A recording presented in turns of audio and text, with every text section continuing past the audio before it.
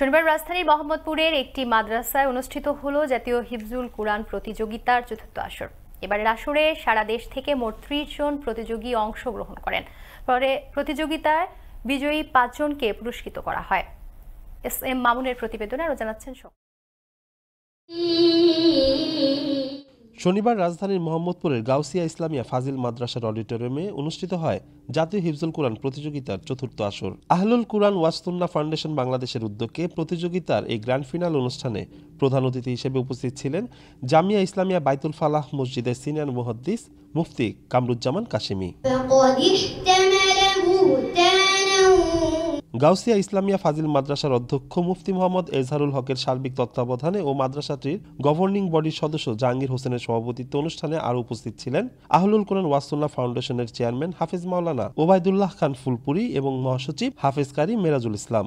আল্লাহ সুবহানাহু ওয়া তাআলা তার প্রিয় হাবিব সাল্লাল্লাহু আলাইহি ওয়াসাল্লামকে এই নির্দেশনার মাধ্যমে এই কথাই জানান দিয়েছেন যে আপনার যে বিশ্বে আপনি এসেছেন, এই বিশ্ব লেখাপড়ার মাধ্যমে সমগ্র পৃথিবীতে নেতৃত্ব দিবে। রাসূল সাল্লাল্লাহু আলাইহি ওয়াসাল্লাম কিন্তু কোরআন পড়া শিক্ষা দিয়েছেন সাহাবীদেরকে কিভাবে করছেন?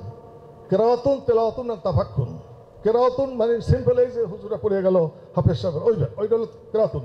এবছরও আমরা এই গ্র্যান্ড ফিনালে যারা পুরস্কৃত হবেন, আমরা তাদেরকে 1 থেকে 5 পর্যন্ত আমরা অ্যাওয়ার্ডের পাশাপাশি আমরা চেক হাতে উঠিয়ে দিব।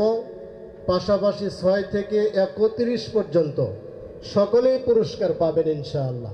আমাদের আহলুল কুরআন ওয়াজ সুন্নাহ প্রতিষ্ঠা হওয়ার পর থেকে আজ পর্যন্ত কোনো ব্যক্তি বলতে পারবে না আমরা জাতীয় পর্যায়ে কোনো ছাত্রকে পুরস্কৃত করেছি, কমপক্ষে 1, 2, 3। এ সময় শ্যামলী শাহী মসজিদের খতিব ডক্টর মোহাম্মদ মোর্শেদ আলম সালিহি বলেন, পৃথিবীর যত মানুষই কোরআনের আলোকে নিভিয়ে দেওয়ার চেষ্টা করুক না কেন, আল্লাহ তাআলা কোনোদিন এই কোরআনের আলোকে মুছে ফেলবেন না।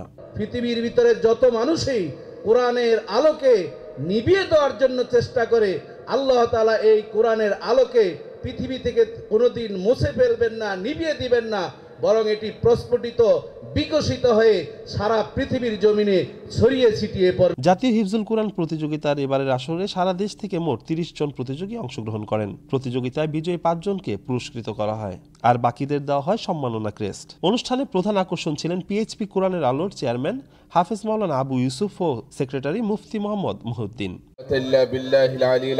শওকত সাগর, আনন্দ টিভি।